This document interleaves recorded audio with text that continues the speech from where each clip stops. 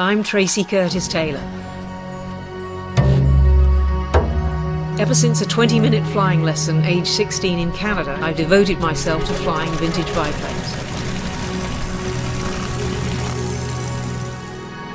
She's an absolutely terrific pilot. She's almost unique in the world in flying open cockpit biplanes and flying such long distances. So that moment when I first got into an old open cockpit aeroplane, you're out in the elements, I just thought, this is the only kind of flying I want to do. Not just flying, but recreating the epic flights of the pioneer aviators of the 20s and 30s, especially those of the often forgotten female trailblazers who lit up the interwar skies of Europe and America.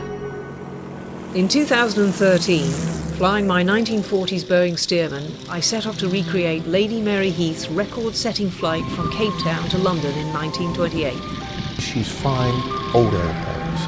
This is old-fashioned flying skills. This is stick and rudder. This is how flying was in the early 20s and 30s. The inspiration behind these flights is the often forgotten role of pioneering female aviators. These were some of the most brilliant female role models of the 20th century. Where is their legacy? Why are they not being taught in schools? Why aren't they known today? So the decision was made to commemorate and celebrate Amy Johnson's solo flight from the UK to Australia in 1930. Probably the single finest flight ever performed by a female pilot.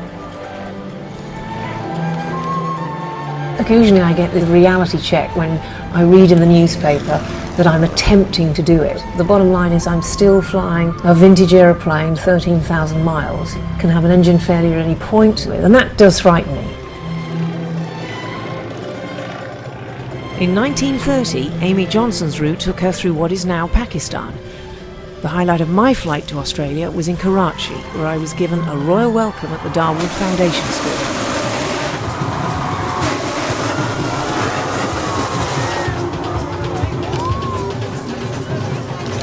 And there are 2,000 girls there from the age of 5 to 16. Some of them were dressed as airline pilots, they had Blériot moustaches on.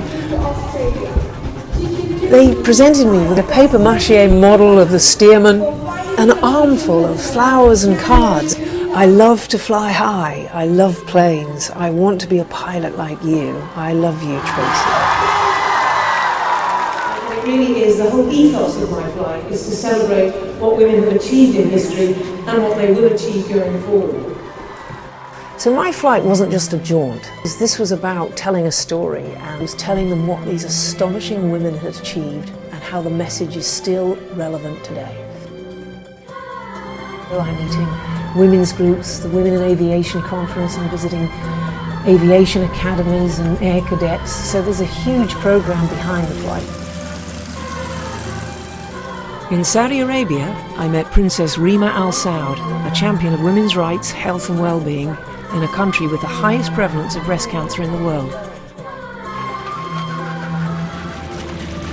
I was made an ambassador of her charity and carried their logo, Wings of Hope, on my Boeing Stearman for the rest of the trip.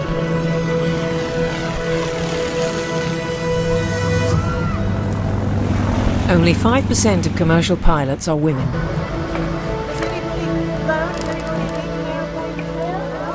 One of my aims in recreating these early flights is to ignite the same passion for flying that drove these early birds into the air. I was amazed how many of them just said, yes, I want to be a pilot. I mean, it's not easy to do it. The cost, the access, you know, some of the social restrictions that these girls are up against, and yet they shared it. I could feel it. I could feel their excitement about it. These trips were quite remarkable. Flying these airplanes is a very special thing. It's the passion for aviation and adventure. You know, people ask me why I do it, but if they could just sit with me in that cockpit, flying low level through deserts and low over coastlines and over jungles, they would understand. My flights are the culmination of my own life as an aviator, but I hope this will be the beginning for the next generation.